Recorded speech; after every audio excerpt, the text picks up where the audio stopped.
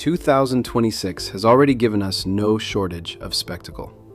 Between franchise sequels, superhero tentpoles, and the kind of nine-figure blockbusters that dominate every trailer block, it's easy to assume you already know what this year in film looks like. And there's still more of that coming before December. But underneath all that noise, there's a different kind of lineup building this fall.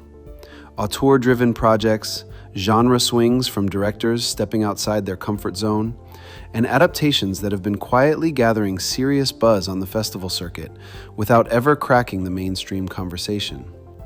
These are the films that don't get the 6-month marketing rollout, but that critics, festival crowds, and industry insiders are already talking about heading into awards season. So, before the fall slate gets buried under the next round of franchise noise, here are 10 films flying under the radar that you genuinely shouldn't miss. These are in order of release date. Number 1, The Wait.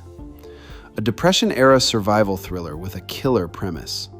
A group of prisoners is tasked with smuggling gold through brutal wilderness terrain, with a shot at freedom waiting on the other side. Ethan Hawke and Russell Crowe lead the cast, alongside Julia Jones and Austin Emilio, with newcomer Patrick McKinley directing his feature debut.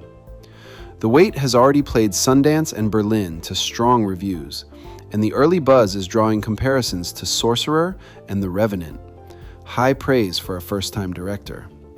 Hawke in particular has been singled out, with reviews calling it some of his best work in years. For a debut feature, this is about as strong a launchpad as it gets. The Wait hits theaters September 18th, 2026. Number 2, Primetime.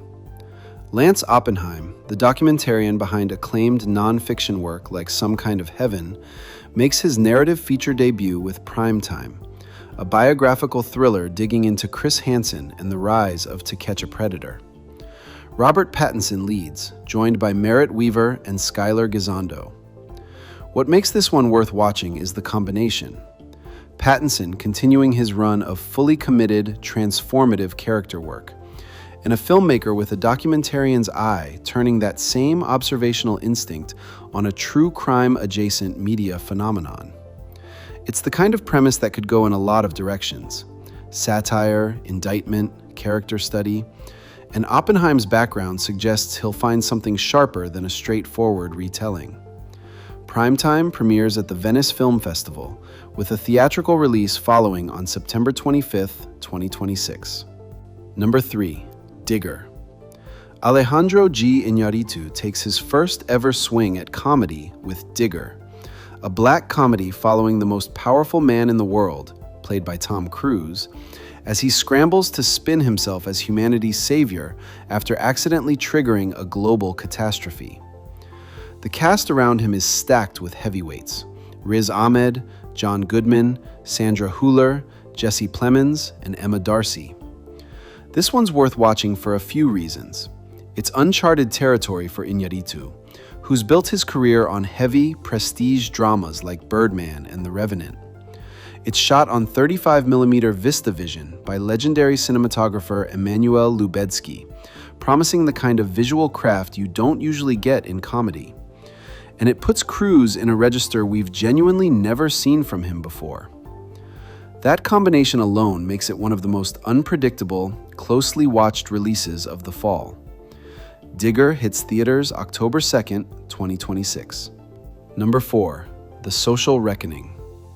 16 years after The Social Network redefined the tech origin story genre, Aaron Sorkin returns to Facebook, this time from the other side of the story.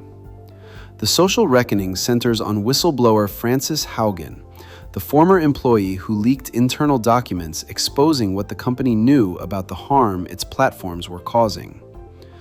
Mikey Madison leads a loaded cast that includes Jeremy Strong, Jeremy Allen White, Bill Burr, and Wunmi Mosaku, with Sorkin both writing and directing.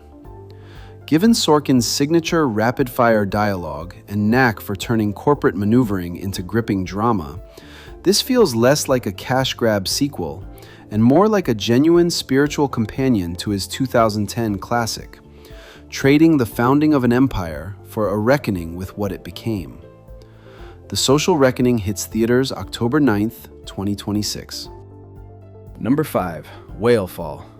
Based on Daniel Krause's acclaimed novel, Whalefall follows a young diver who gets swallowed whole by a sperm whale while searching the ocean floor for his estranged father's remains. Trapped inside, running out of air, and forced to confront everything unresolved between them. Austin Abrams leads the cast alongside Josh Brolin, Elizabeth Shue, and Jane Levy. Director Brian Duffield, who proved with No One Will Save You that he can wring genuine emotional depth out of a high-concept premise, seems like the perfect fit for a story that's as much about grief and reconciliation as it is about pure survival horror. It's a premise that sounds almost too strange to work on paper, but in the right hands, it could be one of the year's most gripping and unexpectedly moving thrillers. Whalefall hits theaters October 16th, 2026. Number 6. Wildwood. Laika hasn't released a film in 7 years, and Wildwood looks like it was worth the wait.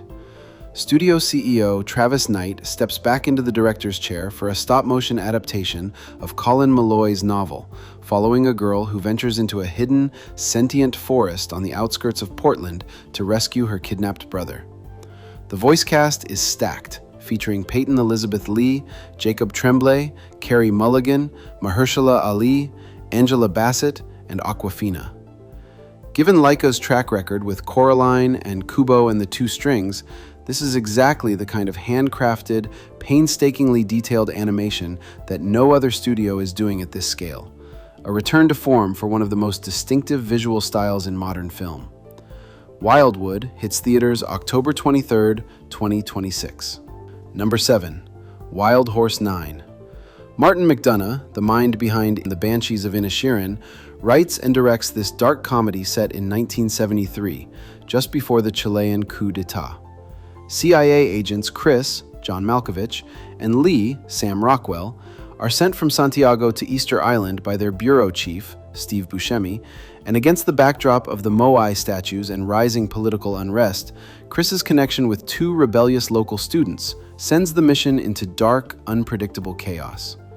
Tom Waits, Parker Posey, and Mark Ruffalo round out the cast. With McDonagh's sharp, pitch-black writing and a stacked ensemble behind a genuinely strange premise, this feels like a strong candidate to go from underseen curiosity to award-season sleeper.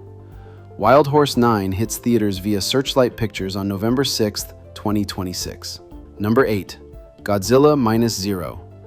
Takashi Yamazaki, the Oscar-winning director, writer, and visual effects supervisor behind Godzilla -1, returns for the direct sequel, this time shooting with digital cameras certified for IMAX. Set in 1949, 2 years after the events of the first film, the story finds Japan finally clawing its way toward a fragile post-war recovery, only to be struck by a new and terrifying calamity. Original cast members Ryunosuke Kamiki, Minami Hamabe, and Munetaka Aoki all return, continuing the Shikishima family's story at the emotional center of the franchise.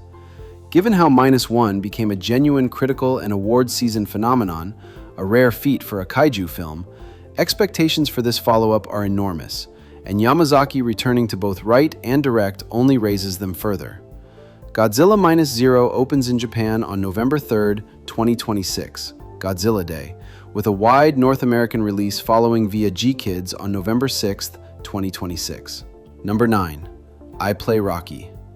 50 years after Rocky first knocked audiences out, this one tells the story behind the story, how a broke, unknown actor named Sylvester Stallone refused to sell his script unless he got to star in it himself.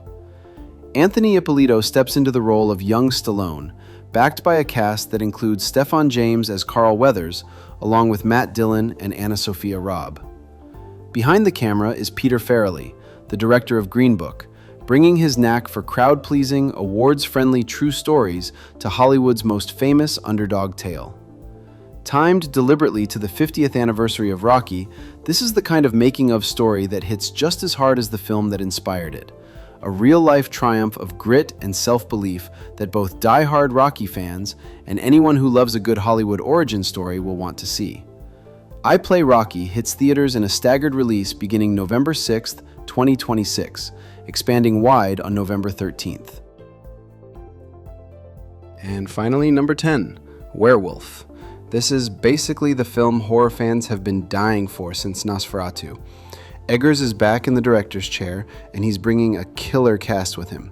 Aaron Taylor Johnson, Lily Rose Depp, Willem Dafoe, and Ralph Ineson, and essentially reassembling the core of the Nosferatu team, including cinematographer Jaron Blaschke, whose work behind the camera has become as much a signature of Eggers' films as the stories themselves.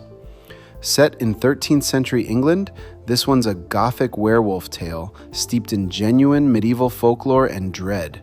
Exactly the kind of atmospheric, historically grounded horror Eggers has built his whole career on. Given how Nosferatu performed both critically and at the box office, Werewolf is already shaping up to be a major award season contender in the horror space. Werewolf, it hits theaters on Christmas Day 2026. And that's the list. 10 films, 10 wildly different swings, from a Depression-era survival thriller to a stop-motion return from Laika to Robert Eggers going full gothic werewolf. What ties them together isn't genre or star power, it's ambition. Directors stepping outside what they're known for, and stories that trust audiences to sit with something a little stranger than the usual fall release. If even half of these live up to the buzz they've already picked up on the festival circuit, this could end up being one of the most quietly stacked fall seasons in years. Let me know in the comments which one you're most excited for, and if there's a film I missed that deserves a spot on this list.